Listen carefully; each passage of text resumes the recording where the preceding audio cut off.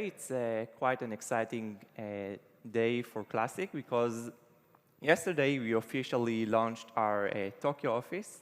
So this is a very good opportunity to thank all of our close partners and friends in Japan, and actually to all of you for building such a vibrant, impressive local quantum ecosystem. Thank you very much.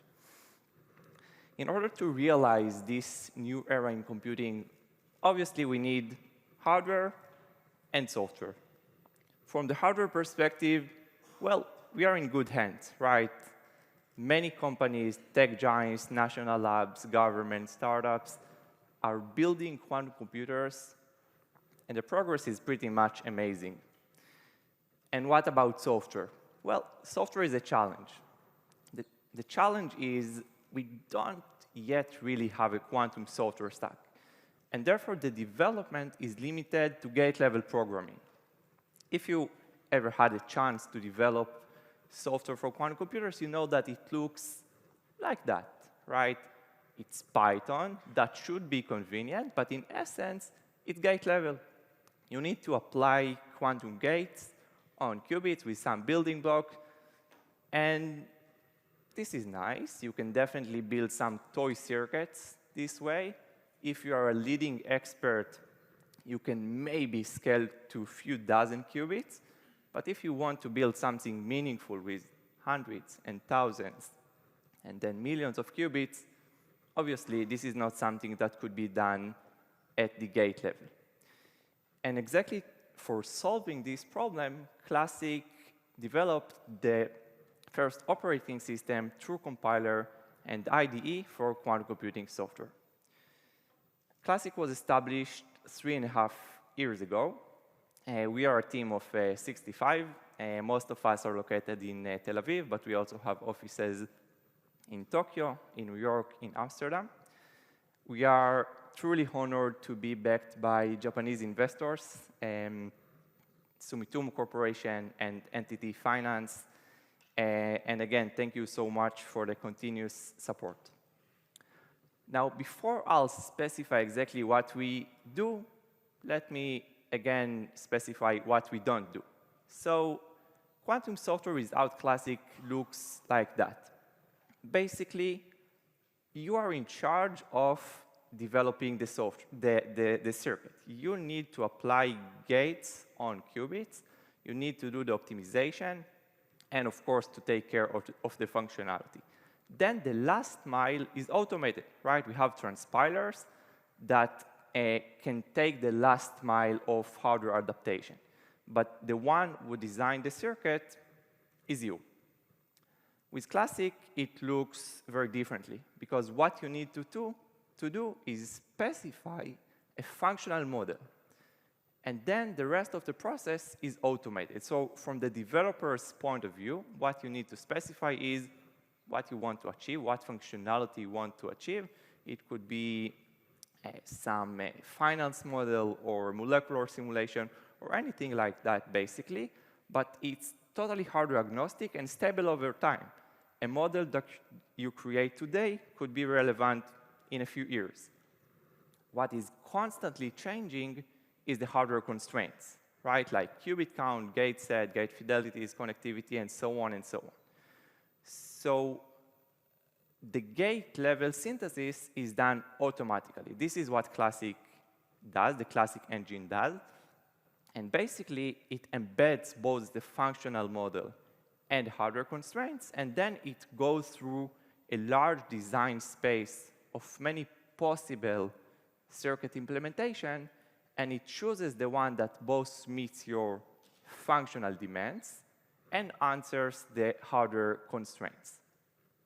After that, of course, you are free to run it on every quantum cloud, quantum simulator, almost directly on some of the available quantum computers. We are integrated pretty much with all of them.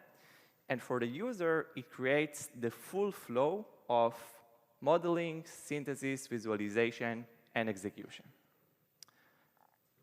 And the really beautiful thing is, in this way, you can create assets. Because if you created a quantum circuit, even if you worked on it months, it won't be relevant tomorrow because the hardware is constantly changing, and when you build a model, it's built to last because you can build it today, the constraints may change every day, but the circuit is being created automatically. So this is very important.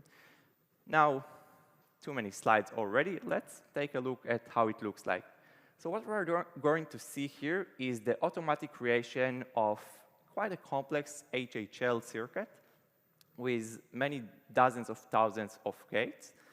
And what you're going to see is it starts from a model. This is a functional model. You won't see any gate-level implementation here. Then you can add any hardware constraints that you want. You run it, you synthesize the circuit, and very soon you get a complex circuit. So this circuit is built out of functions. You can open them and open them and open them, and you see that it's quite a massive circuit with depths of 1,400 gates. Obviously, not a circuit that you would like to design at the gate level.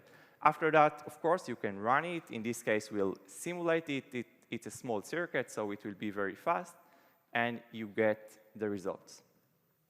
So this is the flow, and this was one model, and it's very, very easy to create new model, new applications, and to run them on various backends. Okay, so the beautiful thing about this industry at this stage is basically we are all building it together. Hardware providers, software providers, service providers, end users, academia, investors, journalists, everyone are building this industry. And I want to highlight some of our recent activities with our partners. And I'll start with our joint project with Rolls-Royce. So basically, the Rolls-Royce team has modeled the circuit that I just showed before. This is an HHL implementation for CFD, for computational fluid dynamics. And again, this is quite a massive circuit. And the Rolls-Royce team created this circuit, and the second phase of this activity was working with the fantastic NVIDIA Q2 simulator for basically creating the largest ever simulation of a quantum circuit. This was a circuit with 39 qubits, over 10 million gates, and it was simulated very efficiently on the Q2 simulator. Recently, we also announced our close collaboration with Toshiba Digital Solution. This is one of the most experienced and professional teams I ever met.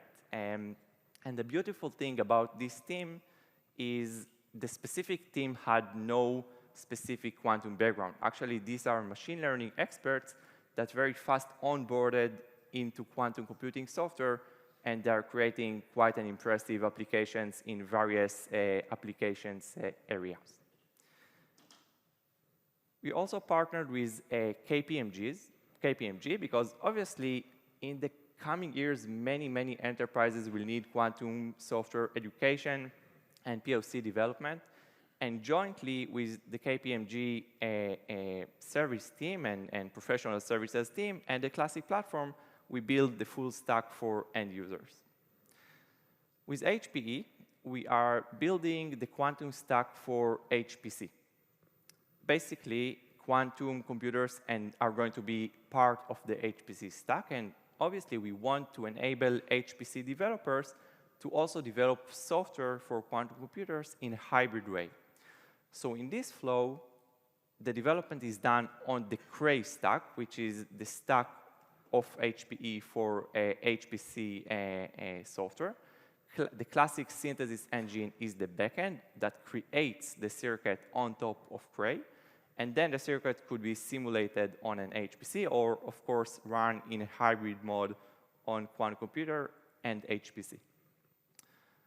When thinking of creating the next generation of quantum software engineers, obviously, one of the most important things is education, research, and education. Last year, we started working with several universities for creating quantum computing courses based on the platform. Basically, the main goal is to enable deep research in quantum software and also education, right?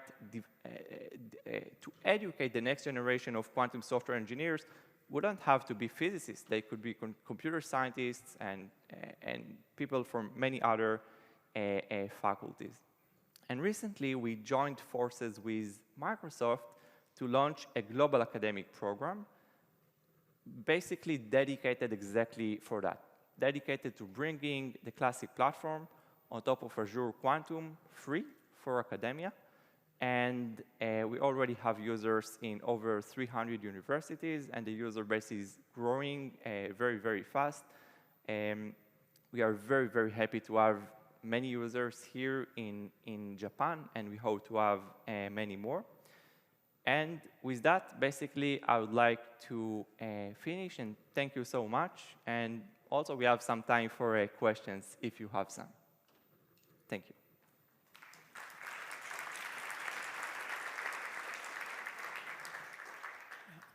Are there any questions from the audience? 何かご質問はございますでしょうか? Is there any questions? Yes, please. Gentleman in the front.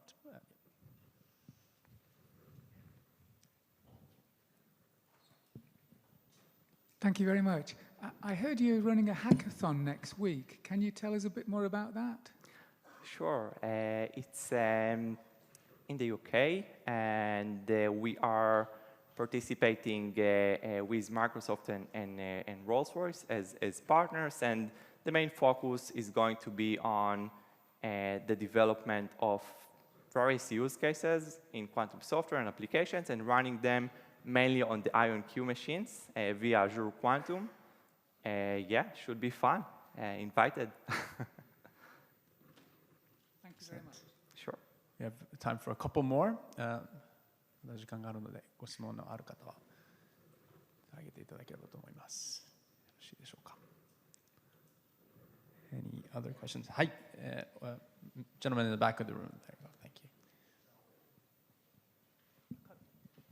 Hello, thank you for your great talk and great product. I'm wondering how much of your business is related to quantum-inspired. So what you see in the market currently for quantum-inspired products rather than quantum, and how you see that split? Yeah, great question. So you know, the one of the basic concepts of quantum-inspired is, let's see if some large quantum circuits with low levels of entanglement could be simulated on classical computers and actually bring some value. And our technology supports that, because essentially you need to develop, you know, large quantum circuits and to apply certain constraints on them, because you do need the level of entanglement to be suitable for tensor network simulation, for example. So the technology supports that, and we see definitely some customers that are interested both in quantum-inspired and, you know, quantum computing, and we support both. Yeah. Thank you.